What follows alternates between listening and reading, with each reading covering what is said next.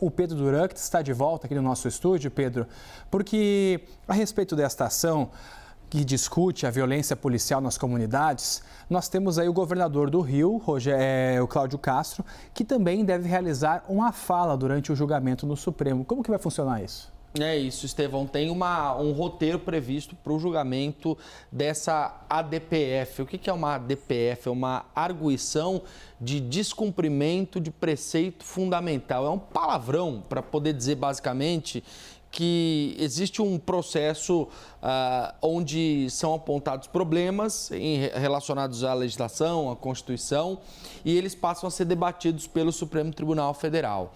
E esse processo, na verdade, dessa DPF lá do Rio de Janeiro, ele começa na pandemia do coronavírus. O ministro Edson Fachin era o relator, desenvolveu uma série de regras para estabelecer quais seriam as formas de se realizar uma operação policial em favelas, em comunidades do Rio de Janeiro, e essas regras passaram obrigatoriamente a terem de ser seguidas por parte da Polícia Militar, da Polícia Civil, que fazem as operações no Rio de Janeiro.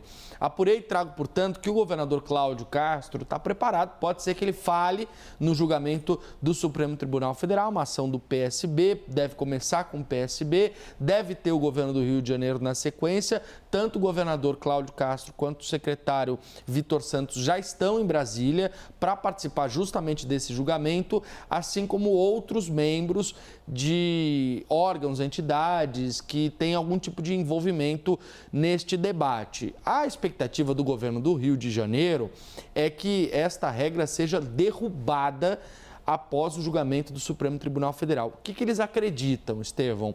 Eles entendem que o Rio cumpriu todos os requisitos propostos pelo Supremo Tribunal Federal. Então, não haveria motivo para continuar restringindo operações policiais em favelas. Basicamente, o que essa regra propôs ou determinou é que você tivesse uma possibilidade de operações apenas em casos de excepcionalidade.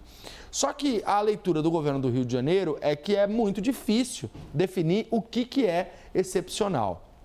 Conversei com o Procurador-Geral de Justiça do Rio de Janeiro, Luciano Matos, que pode ser um dos que vão falar nesse julgamento, e trouxe um panorama aqui de qual é a visão do Ministério Público neste tema. O Ministério Público está no meio do caminho entre o governo do Rio de Janeiro e entidades que defendem a manutenção das regras para operações em favelas. Qual é a visão do MP? Vamos dar uma olhada aqui na arte, que a gente consegue trazer um panorama. Eles entendem que as operações policiais em favelas devem continuar com algumas pontuais necessidades, algumas regras específicas. Por exemplo, o acompanhamento de uma ambulância nas operações policiais, a realização de um trabalho de perícia, especialmente se houver algum tipo de dano fatal, algum tipo de morto durante uma operação, o uso de câmeras corporais por parte dos policiais, que é algo que o próprio ministro Edson Fachin havia determinado e o governo do Rio tem implementado, um plantão feito para denúncias por 24 horas do próprio Ministério Público,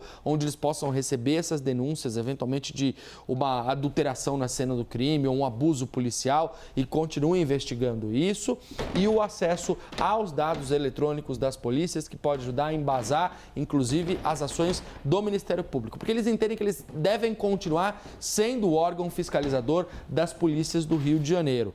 Essa é a visão do Ministério Público. No entanto, muito embora eles concordem com estas regras, entendam que é bom manter essas regras, eles também acham que essa questão da excepcionalidade precisaria cair. Eles concordam com o governo nesse aspecto de que você não deveria ter essa trava de excepcionalidade para permitir uma operação em favela. Muito embora o Ministério Público acredite que o melhor caminho é que sim, eles continuem sendo avisados sobre as operações nas favelas. Então, é um debate super polêmico, porque quando as regras foram criadas pelo Supremo Tribunal Federal, os ministros foram duramente criticados por setores da sociedade que disseram que esta regra, esta DPF, esse conjunto de regras, faria com que o crime se espalhasse com mais facilidade no Rio de Janeiro.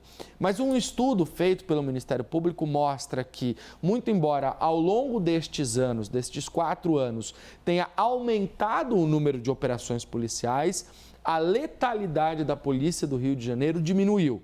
Então, justamente por isso, eles entendem que é hora de manter alguns pilares básicos, mas ajustar essa regra a uma nova realidade que já não tem mais a pandemia do coronavírus.